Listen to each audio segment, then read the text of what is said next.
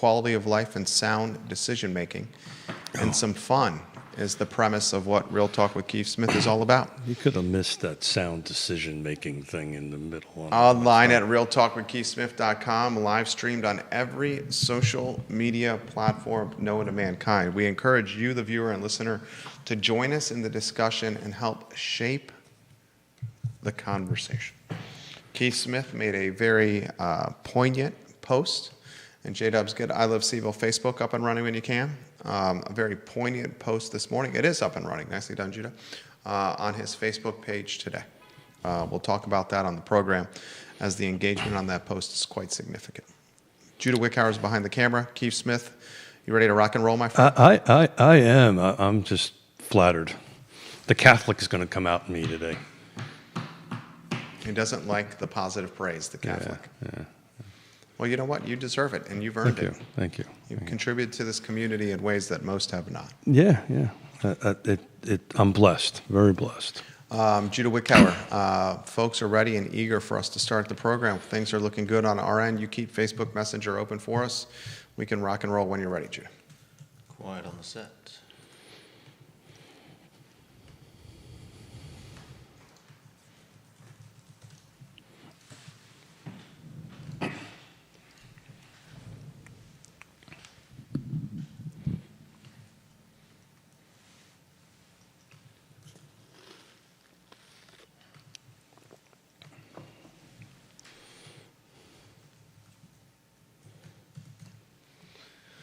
Good Friday morning, guys. My name is Jerry Miller. Thank you kindly for joining us on Real Talk with Keith Smith. It's an absolute pleasure to connect with you guys through the I Love CVille network on a show presented by Yes Realty Partners. Online at yesrealtypartners.com. Keith and Jonas Smith, the founders of Yes Realty Partners, a team that you can absolutely trust. They help buyers and sellers of real estate get from the idea of buying and selling something through the finish line, and they do it with grace, patience, kindness, integrity, and communication. Yes, Realty Partners, folks. Judah Wickhauer is behind the camera. Keith Smith, after a week in San Diego, is back, and I'll tell you what, he's got a lot he's got to talk about today. Oh, jeez. Judah Wickhauer, studio camera, and let's welcome the star of our show, my friend, and good Friday morning. Good morning to you, my friend. Missed you last week. How did your little breakaway go? It was fantastic. Good for you. Looks like you got a little golden tan going on. Keep the tan going. You're looking gorgeous. Thank you. As usual. How was San Diego? You were in San Diego, right? Yeah, we're at a conference in San Diego. We do it every year. It's a leadership conference in our industry. San Diego is a great place to visit. A little pricey. Absolutely. One of the best places out there, but certainly very expensive. It is extremely pricey. When you're paying $20 for a glass of wine, that's a little on the pricey side. But I got an opportunity to meet some folks around the country and had a great conversation. And usually, what we do at this particular conference, why we like going for it, it's very much so leadership focused, and we talk about what's happening and what's going to happen and how we could lead through the next 12, 24 months. I did get an opportunity. I rented a bike. Very nice. I did get an opportunity to cycle on Coronado, which is one of my fun things to do. Hotel Del, one of my favorite places I've ever stayed. Enjoyed a long weekend there, and it was memorable. We didn't stay in Hotel Del. We stayed on the other side of the bay in the Hilton Bayfront. But there's a cool little ferry. Oh yeah, that takes you back and forth, and got to ride a bike on there. I connected with a bunch of fellow Marines unbeknownst on the trail, and because I was wearing a Marine jersey on it, and they were. Let me put it this way. It was interesting to try to keep up with a bunch of 20-year-olds, and but the old man kept up with them, and it's hard to do when it's flat as all heck, but when you're pushing against 15-mile-an-hour winds and you're trying to do between 15 and 20 mile an hour on the bike, it becomes difficult. Except when you say, "Hey guys, the old man's going to hang out in the back." And they draft and they pull you along. But it was great. Learned some really good stuff. I will I will tell you, I think keep an eye out on 26. 26 should be a pivoting year for real estate. 2026? Yep. Why do you say that? Well, I think the magic number is 5.8% on the 30-year mortgage. We're not there yet, but we're getting dangerously close. And everybody's predicting the sellers have been sitting on the sidelines. They have massive equity. They're going to have massive equity. It was interesting. I read an article this morning. I have to double check the number, but roughly 40% of everybody in the United States who owns a home has their mortgage paid off. Now, what's the number? It's around 40%, but I'll double check Get that. at it. Talent, you hear that, viewers and listeners. I'll double check that number just to make sure I've got it good here, but I'll let you say something for a second because I just want to double check it because I read it quickly this morning before I left on that end of it. But hold on one second. So as rates drop, and 40%, yeah, 40%. As rates drop, the prediction 40% of homeowners are now mortgage free. As rates drops, and the prediction is that folks that secured that 2 or 3% mortgage during COVID, that are hesitant to get off that 2 or 3% mortgage because that's a generational interest rate, once in a lifetime interest rate, are going to potentially list homes and capitalize on the hundreds of thousands of dollars that they have accrued in equity in their home. We're not far from 5.8. We are not. And where the 5.8 comes from, it doesn't come from a certain series of economists in the country. You know where that number comes from? Tell me. The builders. The builders, okay. The builders historically, have their fingers really good on the pulse. Yep. And their magic number that they've produced, and they gave a great presentation, that's going to happen. It was an interesting twist, though. So do you think 5.8 or 6 is going to be good for the buyers or bad for the buyers? 5.8 or 6 is going to be good for the buyers. They twisted it a different way, which I was rather surprised to hear. Why is that? Because what's going to happen is the 40% that are mortgage free, or the folks that when it gets down to that, they decide to pull the trigger to put their house on the market. Guess what they're going to have to do? They're going to have to buy. So they're actually going to increase the buyer pool. And that didn't really dawn on me until that presentation was given. So this may not be as a bonus. So you're saying it's going to create more buyer demand, which could be lean the scales of justice toward the sellers because you have more buyers in the pool.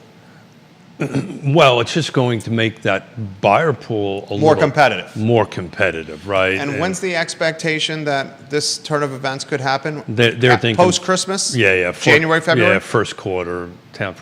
And I've been generally trying to stay away from mortgage predictions. Yeah, right. Except for this one. Yeah. Right. It's clearly the pulse is there. Clearly it's moving forward. Clearly we've been at this for so long that people are ready to move. People move because of the 5 Ds, and we talked about this numerous times. But I found that to be an interesting note that it may be more challenging for buyers, and particularly first-time home buyers. And when I saw this 40%, what that means is the buyers coming in at a lower interest rate are going to be bringing a Brinks truck of gold bricks. There you go. Yeah, and can then compete in a multiple offer scenario where their leverage is an all cash position, which makes them the cherry on top for a potential seller. It makes it even more complicated or more interesting than that,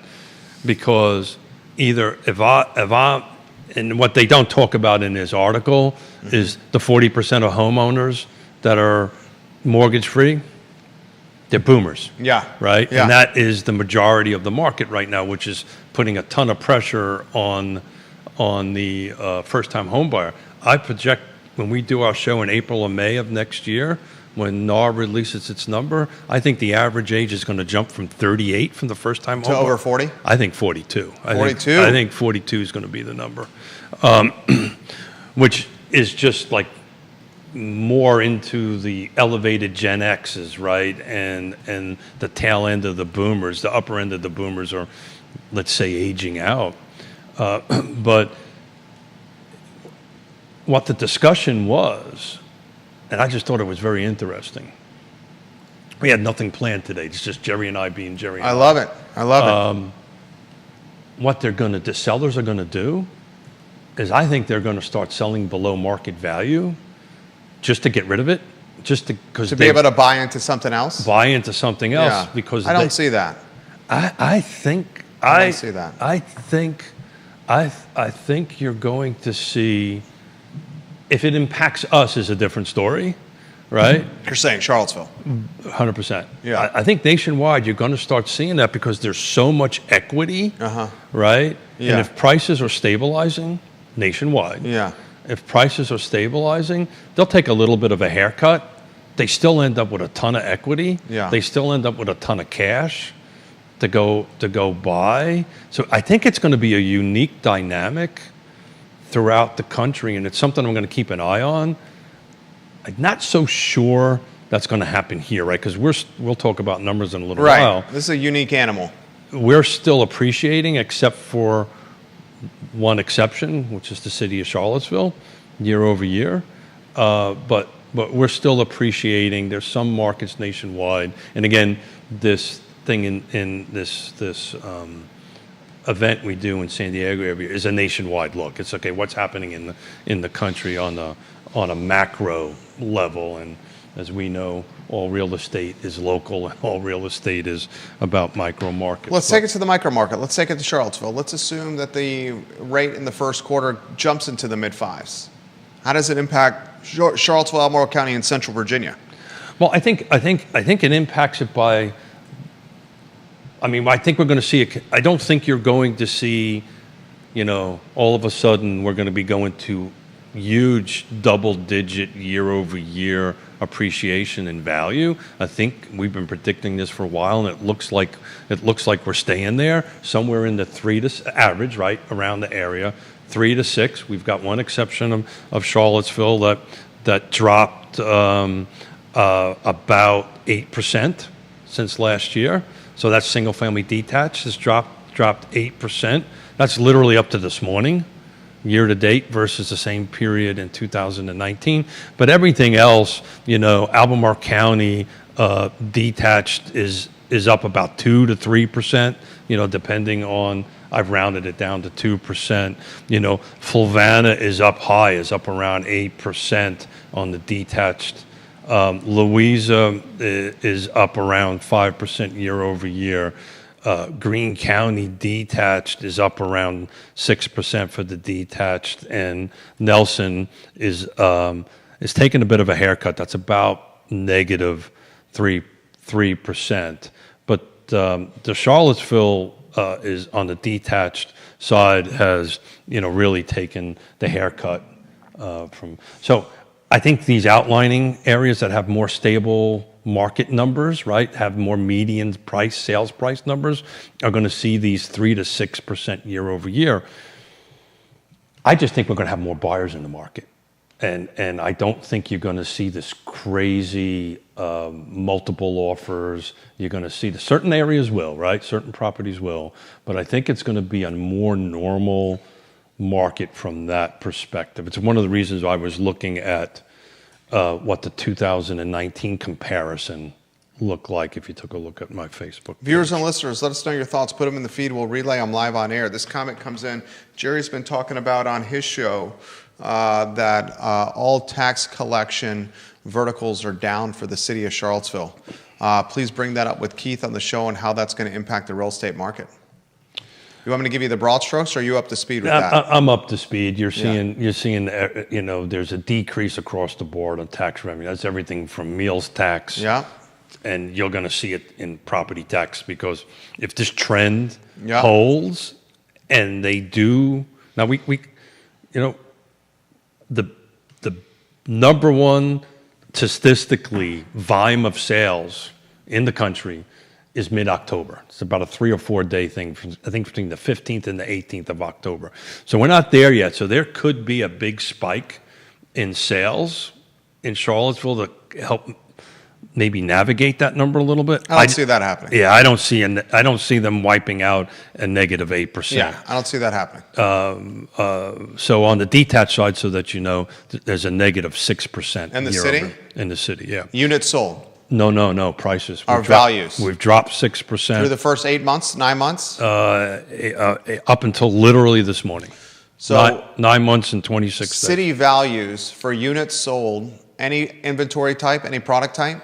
So this is attached and detached. Attached and That's detached. all I did. Condos is not that much. Yep, attach and detach in the city. 2024 versus 2025. We're down 8% in value. In sales, actually, we're up about 5%. So we picked up a little bit in the last couple of weeks in volume, but we're kind of staying steady in the because when we did this show 2 weeks ago, when we talked about Charlottesville, there was a negative sales amount for detached. That jumped up in the last 2 weeks. So there was a lot of pendings pent up, but the valuation at the moment is a negative 8%. On the attached end of it, we're negative 6%, and we're down 16% in volume of sales.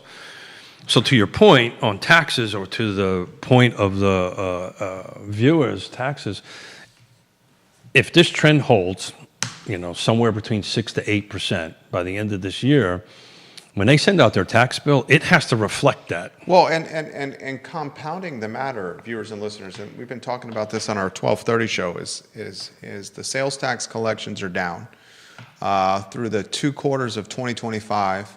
They're down compared to the first 2 quarters of 2024 sales tax collection, and the first 2 quarters of 2024 were down versus 2023. We have tourism foot traffic is down. The Virginia Tourism Corporation says the city of Charlottesville in 2024 was down a full percentage point in tourism revenue collection, 2024 versus 2023. We have meals taxes down.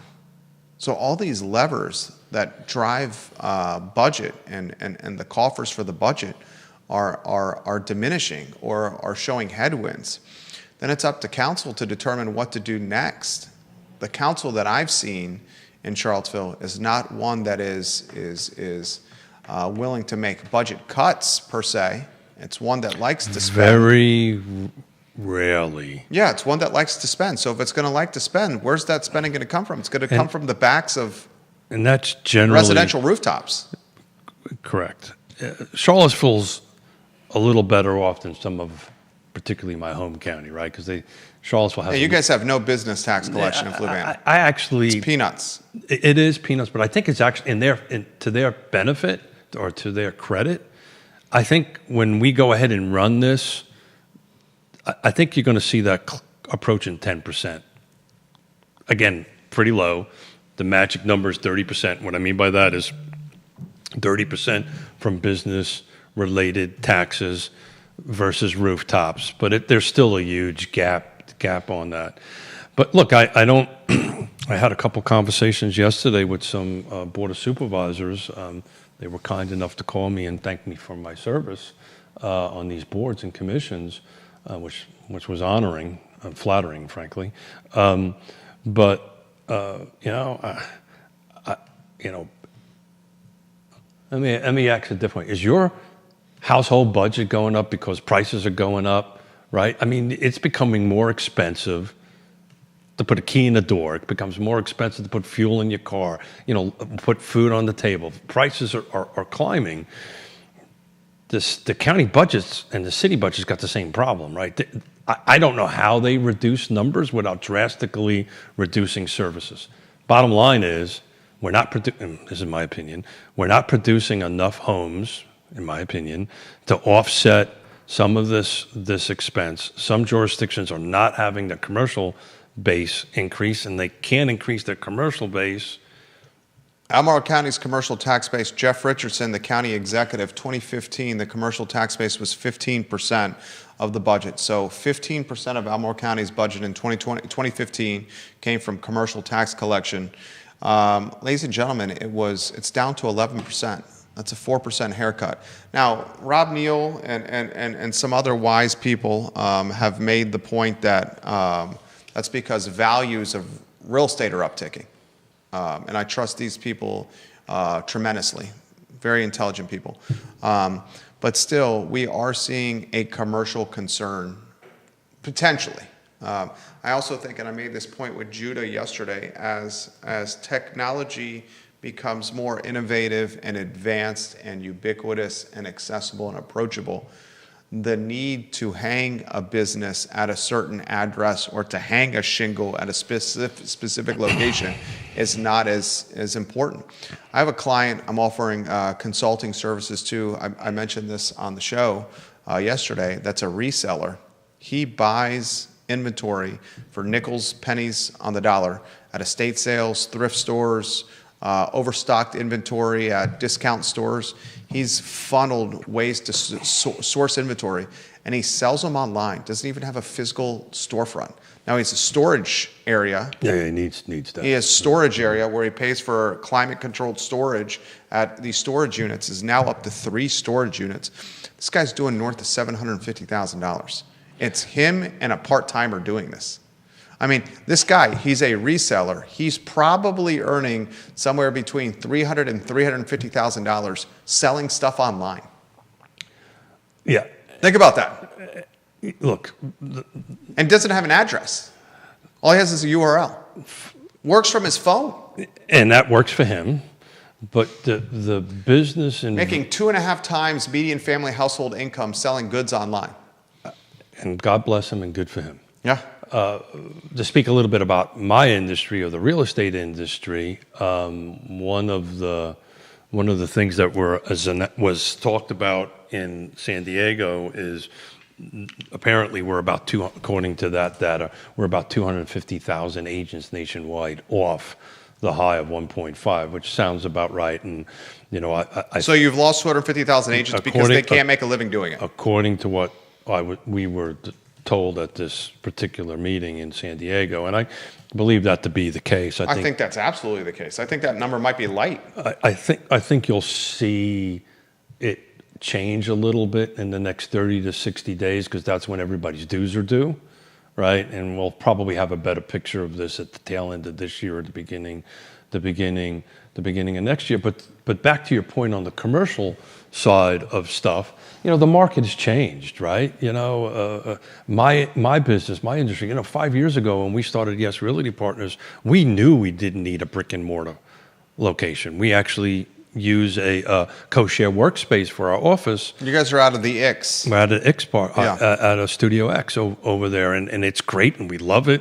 It's communal. We have conference rooms, yada yada yada. Our footprint cost is extremely reasonable. It's actually, frankly, inexpensive. And oh, by the way, they got great coffee and booze, pizza and all that stuff. My point I'm making is the brick and mortar model for our industry is forever changed. Yeah, of course. And the days of actually working in an office, it's actually becomes a problem per se, particularly in a coaching and a mentoring perspective when you're trying to coach and mentor your partners and your agents, because everybody's so mobile right now. Getting folks to come into the office for a meeting is hard. Yeah. It's very hard to do. Now, they're out doing business, which is great. Well, that's also tied to the fact that real estate agents aren't actually company employees. You guys are W-9, right? Oh, that's a great... Or are you, it's W-9, right?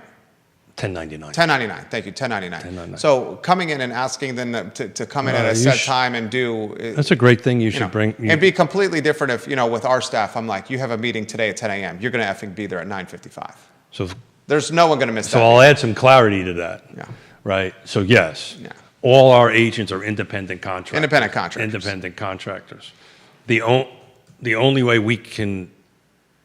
I don't want to use the demand, but let's say make them or... insist that they show up if the topic we're going to talk about is about compliance. Yeah. Right? That's different. Then they have to show up. Of course. Or policy, right? Yeah. We are doing X, Y, and Z or something like that.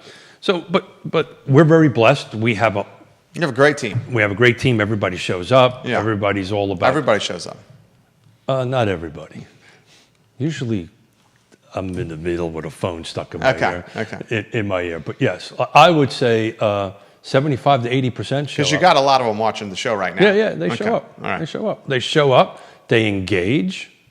right? And one of the great things I love about our little partnership is, we're all about helping each other, right? Nobody kind of gets into their competitive chair. Rising tide. Yep, 100%. But yeah, it's interesting. You're going to start seeing that.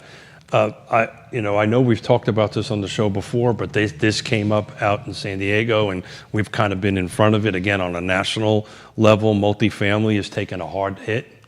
Well, it's pretty much the brakes got hit on multifamily. So whatever you see going on, and it's from a funding perspective, banks just aren't lending money on it.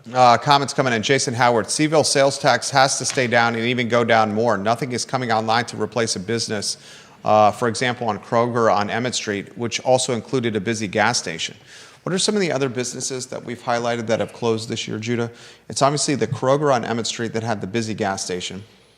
Yeah, but good Lord, how many grocery stores does this town need? Yeah, it's got too many grocery stores. It's but ridiculous. The point he's making is that Kroger on Emmett generated a lot of business, and it closed. So that's going to impact the sales tax collection, is the point he's making, right? Or is that...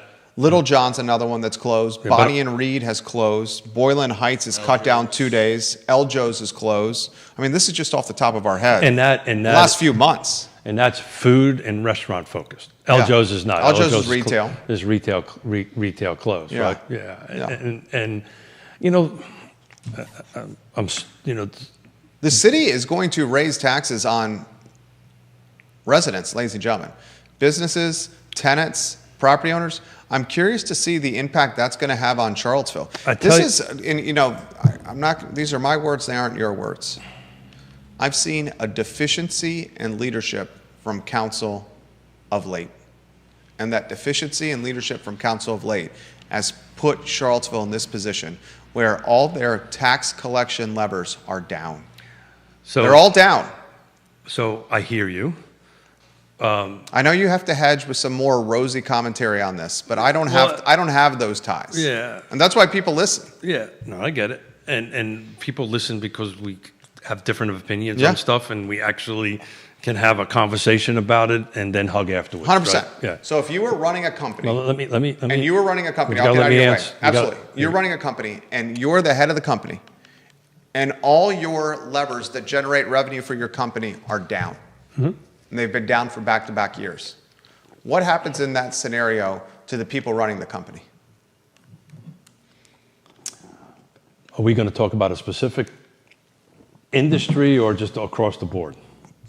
Company, there's a leader running a company, and for back-to-back years, that leader running the company, his leadership has caused a downward trend in revenue collection. What happens to that leader? So you're trying to tie company to local government. Council. I hear you. Well, I want to get back to the local government, but you obviously know the answer for the business end of it, because business operates a little bit differently than the local government. I know you're of the opinion, and so am I, by the way, that local government should operate more like a business. It has levers and restrictions that it can't that do that, but you know the answer. Either the CEO gets fired, the business shuts down, right? Or it reinvents itself. So in this scenario, reinventing itself for Charlottesville is just going to its residents and taxpayers and asking for more of their retirement income. Let's tie this back to the real estate. So we're talking about, we got a negative 8%. That's right? huge. Somebody's going to ask me why. Negative 8% in real estate values in Year Charlottesville. over year, single family detached now. Yeah. Single family. I mean, do you hear this, Juan Diego Wade? Now that's median. He knows this. Okay. That's median sales price. Now it's not average, right? So I like to use median. Some people push back on me on that I should using average, but I think median is the right number because it drops the highs and lows out. I think median's the right number. And I get a ton of pushback on that. From whom? Realtors? Mostly real estate agents. Greg? Pardon? Greg? No. Just. I'll be kind. Sometimes it might be people that don't understand the difference between the two. Okay. And then you have to explain the difference between the two, and then the light bulb comes on. Because you surely don't want to look on the end of it. But here's the reality of what's going to happen in Charlottesville, right? And this is hard. This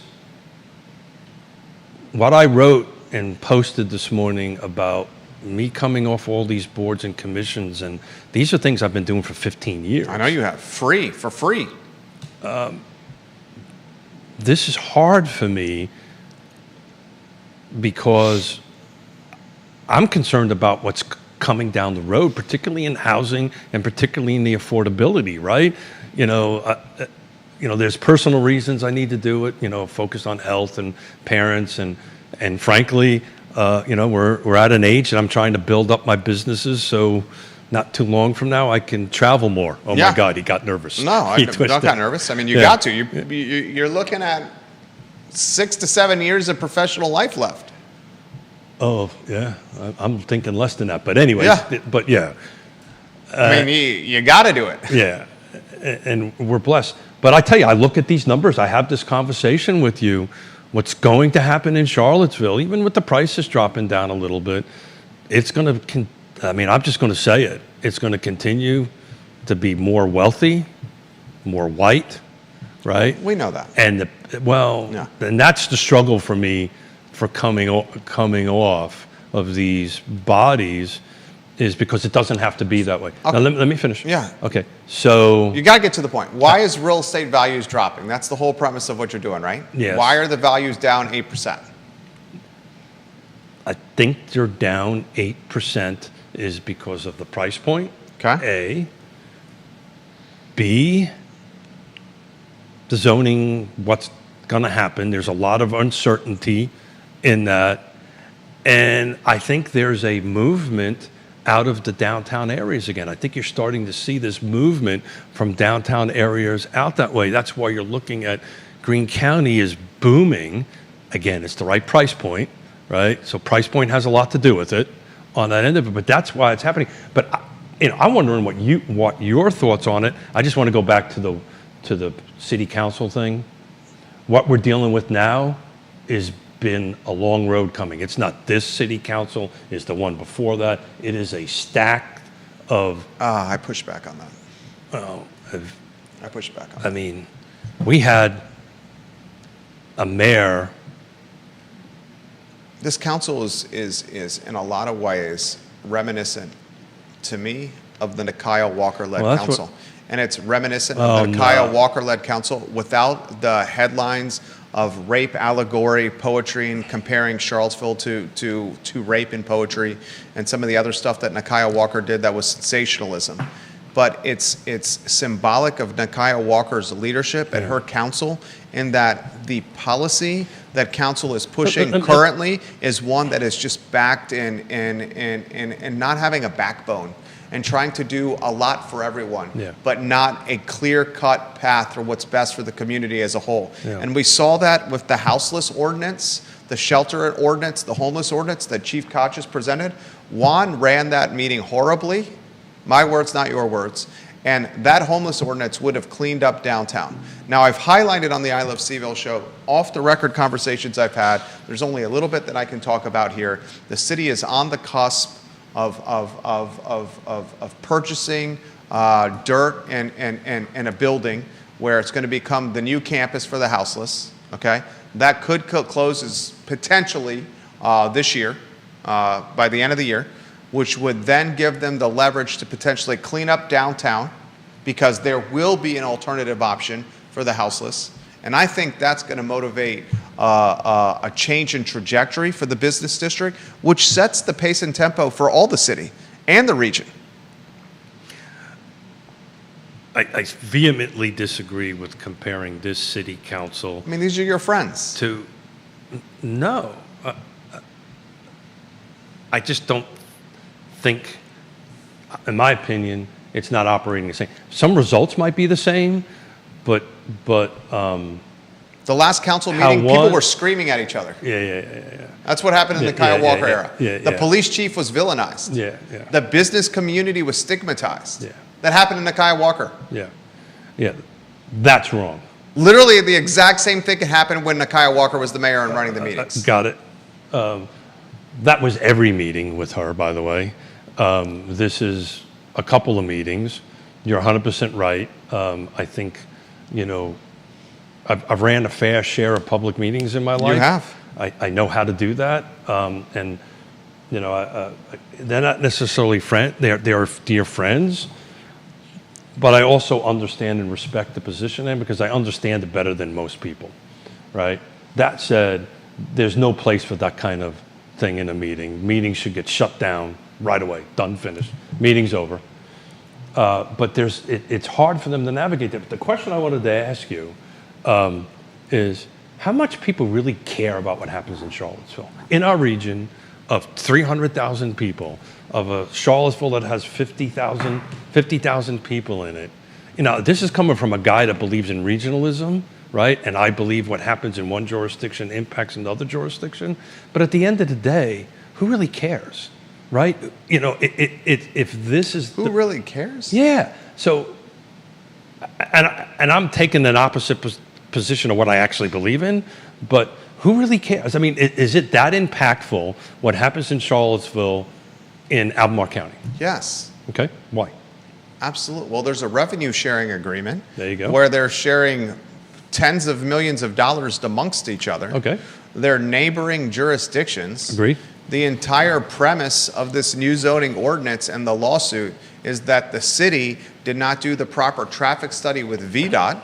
Okay, that's Charlottesville and Albemarle County tied. So let's break it down. The University of Virginia, the #1 source of the economy, operates both in the Charlottesville city limits and Albemarle County city limits. That's another Venn diagram link.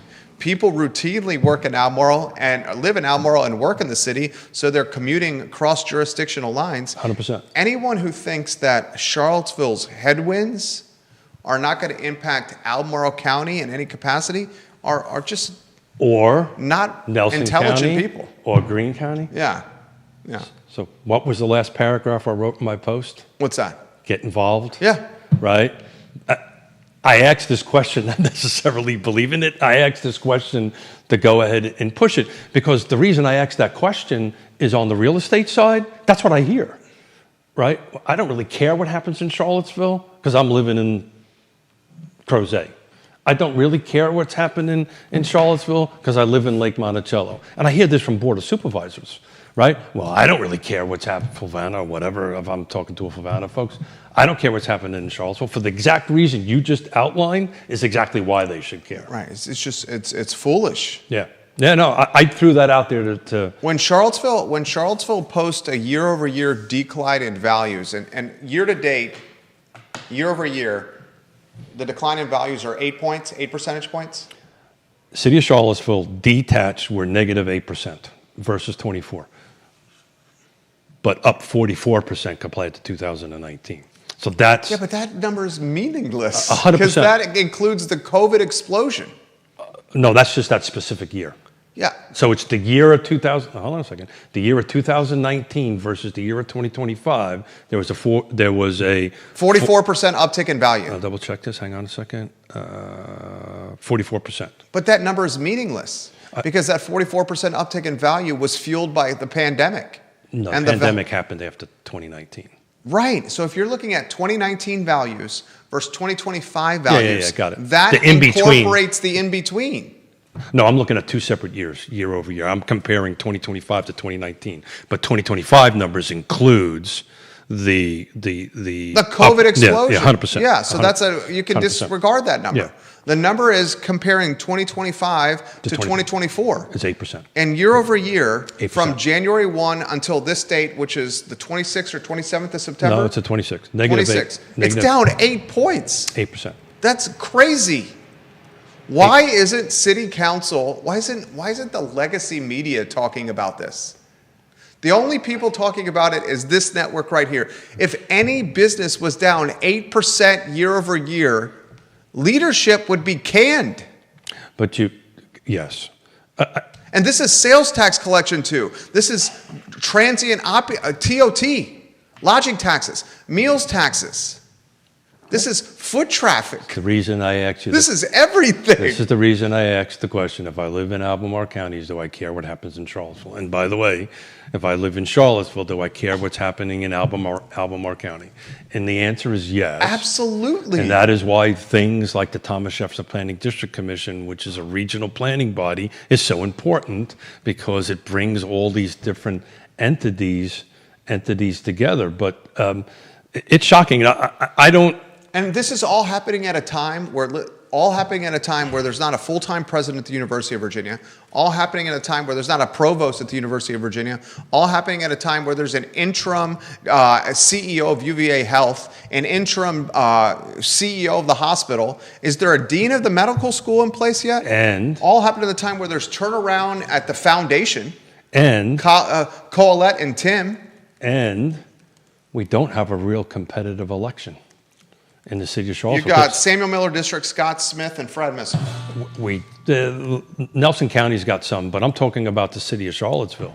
That race was settled at the Democratic primary, right? So we don't even have the ability of a contested race between now and November where this discussion can happen. Right? Where this discussion can happen. So at the moment we're there. I don't even think we have the media outside of this where this discussion can happen. Well, Where's the platform where this discussion could happen? When I disclosed 2 weeks ago the number down on the city of Charlottesville to elected officials, they were surprised. Well, that's my point. And I know, like, I was They do a lot, though. You know, Jerry. Last week, I was in a Q&A, Yeah, Friends of how'd that go? CVille. How'd that go? Friends of CVille. Greer, I think, is watching the program right now. They invited, there's probably 80 of us that showed up. Real estate owners and business owners prominent to downtown. And I promised Greer that I would only talk about what I said in the meeting, and not what any of the other significant stakeholders of this community said. Neil Williamson was there. He's watching the program. Hey, I did not see Sean Tubbs there. Did not see any other media there. Chief Kachis was up front. Juan Diego Way was up front. Sam Sanders was up front. It was extremely apparent to me, and I know you have ties to him. Mm-hmm. This is just my words, that Mayor Wade is in over his head when it comes to the scenario we are in. I gave him a very straightforward comments. I think I spoke the longest of any in the Q&A. I said, in a nutshell, your sales tax collection is down, your tourism is down, your foot traffic is down, your values are down, your meals tax are down. And your costs are going up. Your costs are going up. You have financial hardship on the horizon. What is the plan to get us out of this? And his comments after I said this was, our plan is to plan. Our plan is to plan, is what he said. Yeah, well, what would you expect him to say? What did you want him to say? I could answer that question without our plan is to plan, with a clear-cut plan of how to get us out of this. I could give you the plan in 2 minutes of how to get us out of this. And it's difficult. I'm gonna look, because of what I do, I have the trust and faith of lots of different folks in the elected. Well, now you're off all boards. I'm not off all boards until June. Okay, until June? In June of 26. Okay. That's when my chairmanships. So you have 8 months left. Yeah, so somewhere around there, 8 months off. And I'm traveling 2 of those months. Yeah. So it's around 6 months. And I still wouldn't, after that, point fingers, right? We always used to talk about this on the show. We got 3 rules, right? No divisive politics, no pointing at fingers, and have a lot of fun. We haven't talked about that in a while. But I will tell you. And we're not doing that. 100%. We're just having a debate. So I'll leave names out. And I just want to try to couch what you said to what I'm hearing. So I sat down with more than one city councilor to talk about what we always talk about on the show is the second side of the zoning coin, which is the site plan side. And if you really want to make an impact on housing in the city of Charlottesville, you need to fix this, right? And I won't go into the details. We talk about it on the show all the time. Every single one of them had no idea of what I said. Which is... So So you know what the problem with that is? Yeah. My words are your words. I think we should go with your words on that. Yeah. Because So- my words would be very different. So what I have learned in 15 years of working with elected officials on the other side, they're either sometimes afraid to push staff or staff pushes them. So that's a matter of staff not educating the elected officials or the elected officials saying, I need education on this. And then there's this whole conflict of it comes from a private sector person. So that private sector person must be saying this for a reason. Yeah, there's something the private sector gets if this materializes. It materializes. And why I helped create, frankly, was the architect of creating the regional housing partnership and the 4 pillars of what I call housing affordability, is you have to have all these 4 pillars. So the local governments, the nonprofits, the for-profits, and the people we serve, all these 4 pillars have to be equal height, equal strength in order for this to work. And there's a distrust between staff, which then migrates to the elected officials, and then you have somebody like myself who's truly, honestly trying to move the needle forward, have a conversation with the elected officials, that then we have a problem because I'm a private sector guy, right?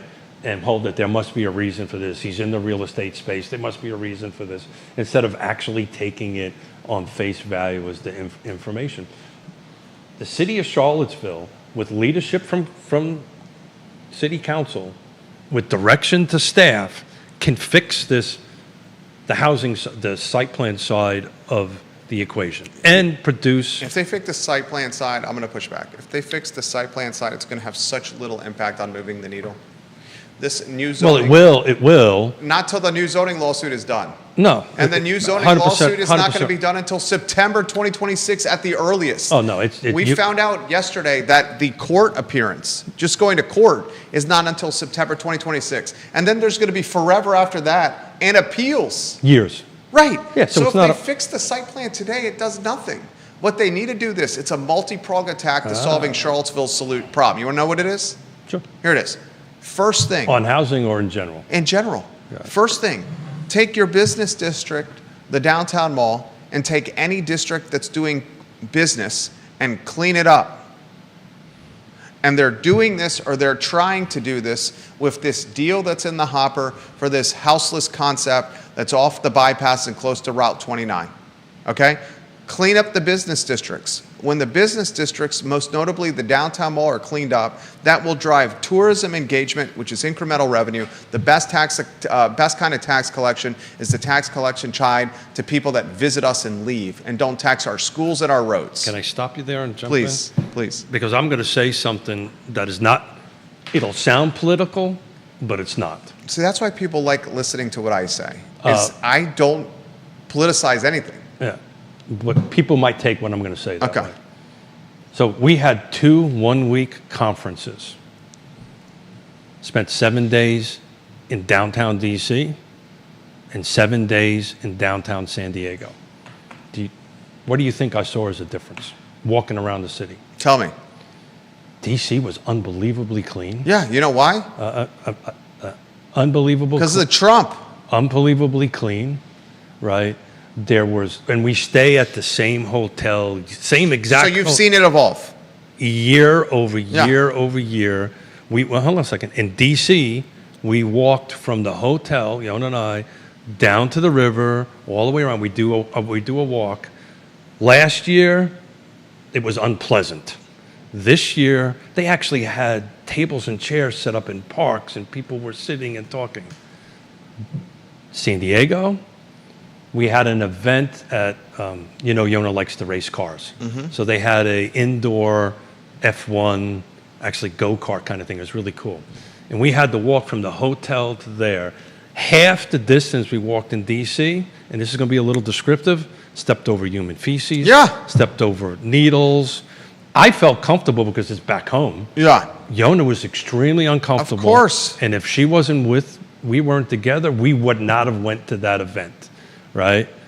So I get it. clean up downstairs. The thing, people might come back, but I just, this is not political. This is not this party, that party. This is a reality of it. Walked through D.C., felt super safe, didn't have a problem with it. If I stayed around the main hotel or Coronado in that, or if I walked 3 blocks, 4 blocks in one direction, we used to call it back home sketchy. I was in a sketchy neighborhood. So you got a similar scenario wanted to tell and the that most story. important 8 blocks of the entire region, the downtown mall. Yeah. And Juan Wade led a meeting this few weeks ago where council asked the police chief to present a homeless ordinance that was empathetic and rooted in kindness and patience with removing the homeless from the downtown mall. They would give them 2 weeks notice and they would store houseless possessions for 60 days on taxpayer dime. It's the most empathetic ordinance for cleaning up the mall I've ever seen, right? And Kochis presented it to council. He was lambasted, he was villainized and stigmatized, and council didn't have the backbone to tell the 200 activists in council chambers. It was us, council, who asked Kochis to present this. They left Kochis on an island. And then Greer, the head of the downtown lobbying group, presented in front of council, and she was schoolyard bullied by the 200 people in council chambers, to the point where I'm like, I don't know if she's even safe right now. And all Juan Wade was used the word please, please, please, please over again to try to maintain order and control. It should have been shut down. Okay? He didn't ask anyone to leave. Juan Diego's a very dear friend of mine. We're born on the same day. Right. But that does not belong in the meeting. It was humiliating Yeah, that does and not reminiscent and nostalgic of Nikiah Walker's leadership. Yeah. You want to clean up Charlottesville and you want those tax levers to uptick, you clean up the business districts. And then So- the tourism returns. So let's say magically, The locals return. The magically, Jonas and my wife's return. so magically, was it's money, magically, we have this show a year from now, assuming I don't get kicked off the air here, but we have a year from now, and that number year over year is not 8%, it's negative 16%. What do you Council is effed. And that scenario, think? No. What do you think is going to happen? they're either going to have to do significant You budget just cuts. lost 16, no. You just lost 16% of your value year over year. On real estate, your number one driver of your budget. Yeah. Number one wealth building. Yeah. It's the most 90% or whatever percentage of it. And at that point, council is going to have to make this decision. Do I collect more tax revenue from the community? And if I do collect more tax revenue from the Who do community, you think's going to show up? I'm further gentrifying the community. So who do you think's going to show up if the city? So let's just compare Albemarle to detached numbers wise. Albemarle 2024 versus Albemarle's up. Albemarle is up marginally. It's 2%, but it's back. It's back to this norm, this 3 to 6%. This is norm. Hang on a second. So, But 2%, we need to put that in comparable as a comp. The jurisdiction right next to the city of Charlottesville, year over year, Negative 8. year to date, Charlottesville's minus 8, Albemarle's plus 2. So that's a That's 10%. a 10% delta. Look at that. Do you see what council has it's amazing. done to our community? It's amazing. I can actually do that. Do you right? see what Yeah. the council members have done to this community? Yeah. So Do you know what drives the real estate values in the city of Charlottesville? A healthy downtown, a healthy nightlife, where you can then say, I have a short commute or a walk or bicycle ride to the business district. Why is Belmont appealing? Why is North Downtown appealing? Why is Locust appealing? Why is Hogwaller appealing? Why is the Blue Ridge, Rugby, Barracks neighborhoods appealing? Because they are in short proximity to the epicenter of lifestyle and fun and nightlife in the whole region. And Charlottesville has allowed council and specifically that epicenter to become an afterthought. And they've done it because they've cowtailed or catered to 200 activists in a bogus lobbying group called Livable CVille. I want that to be clipped into a sizzle reel because those are straight up facts of what's happening in our community. So, Albemarle County, the median sales price year to date, 2025, is $664, Charlottesville? $538. And so, back to the question I asked you. Oh, by the way, and the volume of sales is off the charts difference. It's 200 versus almost 600. right? So the volume of sales. You know, yes, I believe in regionalism. Yes, I believe what happens in the city of Charlottesville impacts that. What's happening, my point back to if year over year the city of Charlottesville is down to 18% and Charlotte, and let's say Albemarle County's back at the 6% and all this stuff, this delta is getting bigger. The people are going to show up for city council are the people that are losing their value, right? Then the story is. Oh, Don Gathers was commenting on the I Love CVille show 2 days ago and talking about what happened. He's an activist, talking about what happened in the council chambers and how it's different from Nakia Walker. I said, Don, get ready in 2025. You own a home in 10th and Page? No, I Dude, don't- you're about to pay more I on don't- those taxes. I Get disagree. ready to take Well, money out of your that- pocket and give it to the city. And then he that's- didn't say anything. He was like, what? That's true, but I'm talking about if this trend continues and if values in the city of Charlottesville decrease and everything else is increasing, Nelson County is a little bit, because it has wintergreen and stuff like that, it's a little harder to take a look at it. But if compared to Albemarle, Fluvanna, and Greene County, if the city of Charlottesville continues to decrease in value, the people in Charlottesville that own these homes are eventually going to get, I got a problem here, right? Now, right now, you're not going to see it too long because they have so much freaking equity built up in it. It's either they have too much equity built up or the wealth is so significant in Charlottesville, they just don't care. And it's not that big a deal. And what's going to happen when the tax collections diminish, when the collection for the budget, the coffers get emptied or they're diminished and they're And deaf, that the philosophy- city is going to go to homeowners and say, we need to collect more taxes on your houses. And that when Juan and that team do that, they're going to further gentrify this community because it's not the wealthy that care that the tax rate goes up 2 or 3 cents. So, But it's the middle class, it's the lower class, it's so the working everything class. that you said right now, I agree with you 100% on This is so obvious. on the wealth and on the middle and lower income. They are being squeezed From out. every side. They're being squeezed out. Yeah, and And that's just going to make this more of a bastion and a playground for the wealthy. wealthy and white. Yeah. And then the wealthy are going to purchase in this community. They're going to wait this out. It's going to turn. They don't- And at that point, Yeah, the but they don't community's further gentrified. To your point, they don't care year over year if I lost 16%. They don't care. It's not 'Cause they even can a blip on their radar. They can absorb it. Yeah. 100%. Right. For a lot of people, their home is their top element in their retirement. For a lot of people in Charlottesville, it's probably not even in the top 5 of the pecking order. Well, yeah, I think at the upper end, yes. I mean, there's some middle income and It's not for us. Yeah, 100%. But the average person and the average household, the house is their primary source of income. It's their generational wealth in it. It's why we do what we do at the Land Trust. But yeah, it's interesting how these shows go because this is not the path that I mean, it's phenomenal. The I had- engagement's ridiculous. I had. We thought- should talk about the fact that you're stepping down from these boards. Yeah, You've well, got a this- lot of realtors watching you. Yeah, this conversation makes me wish I didn't do it.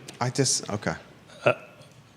And God has blessed me with some ability to communicate at certain levels, Oh, you're fantastic at it. and but I have to read some of the beautiful responses I've got about, hey, it's time to take care of your health, it's time to take care of the family, right? It's time to take care of your businesses and dedicate that time into it. And they're right, and that's the reason I made that decision to go ahead and do this.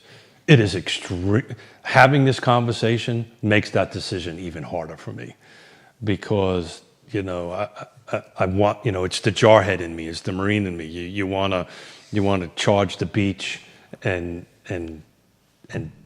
fix what you can fix. I will end a little bit in this, right?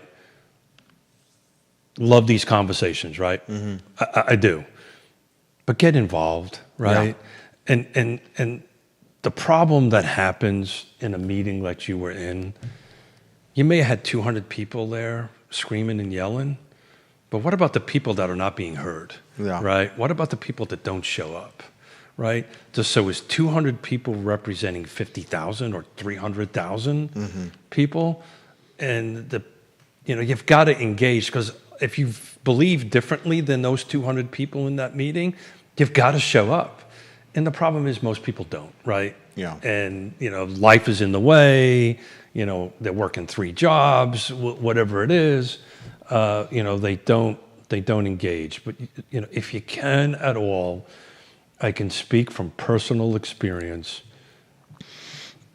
It is overwhelmingly satisfying to help. And it'll make you, at least I think it did with me, it'll make you a better person. So try to get engaged. Try to do that. If you see something that has to get fixed, then raise your hand and engage. Anyway, that's how I would end that statement. But this conversation made that decision even harder for me, to be honest with you. Because we see it coming. Well, you and I are blessed with vision, right? And we can see things coming before most people do. Yeah. I guess it's vision. For me, it's just and experience and common sense. 100%. I mean, 100%. The problem is, you and I want local government to be run like a business. No. I know it can. Yeah. I want local government to be run not like Nikiah Walker allowed local government to be run. I've been disconnected from these meetings. See, I watch them all. Yeah. I've been. Hey, you've been traveling. I've been traveling. Been busy attending summits. But to allow a meeting to descend into F me is a mistake, and I'm sorry to hear that happened. That should not happen. Yes. That if we cannot respectfully communicate amongst one another different opinions, like you and I are doing here during the show, then if I was mayor or chair of that thing, I would have shut that meeting down. I would have said, okay, we're done. It just can't, you can't have that type of, my God, anyway, I'm going to shut up. But and please, the crazy thing is the folks that were please, anti the houseless ordinance, the homeless ordinance, that called it criminalizing the homeless, are the ones that, if things go this way, if the KPIs continue trending in this direction, are the ones that are going to be gentrified out of the community. Oh, 100%. Yeah. It's just not seeing the forest through the trees. I found in 40 years of business and many 60 plus years of being on this earth, it's never a two-path decision, right? There's always something in the middle, right? It's never just all this or all that. So it's something in the middle that has to come. If we don't have the ability to go ahead and have that conversation and reach consensus and reach the middle and end up standing in front of each other and going, F you, F me, we're in a world of hurt. And I'm very disappointed to hear that happened, but hopefully. With the police chief. I don't care if it was Mickey Mouse or Donald Duck. Meetings should never be broken down to a lack of decorum. There has to be decorum. If a public meeting goes that way, you shut it down. And I'm disappointed to hear it got that way. Keith Smith, weekend plans? Yeah, I'm going to go and think about, did I make the right decision? You made the right decision. All these boards. You made the right decision. To go ahead and do it. Yeah, it was my mother's birthday yesterday. Happy birthday, Ms. Smith. Yep, and we've got a bunch of people coming in tomorrow, family members coming in tomorrow. We're going to celebrate Mom with cupcakes and whatever she would like to do. That's awesome. And so we're excited about it. One of the best guys in the community, Keith Smith, guys. Stand-up guy, honest guy, man of empathy. You made this decision hard today. Man of kindness. I made this decision hard today. Empathy and kindness embody Keith Smith. Yeah. We can be better than this, people. A giving man. We can be better than this. Judah Woodcower, I'm Jerry Miller. It's Real Talk with Keith Smith, online at realtalkwithkeithsmith.com. Click the Partners tab, and you will see the partners that have been vetted to help you with anything real estate related. realtalkwithkeithsmith.com, realtalkwithkeithsmith.com. I Love CVille show at 12:30. So long, everybody. Have a good weekend, guys. Nice to talk to you. It was awesome.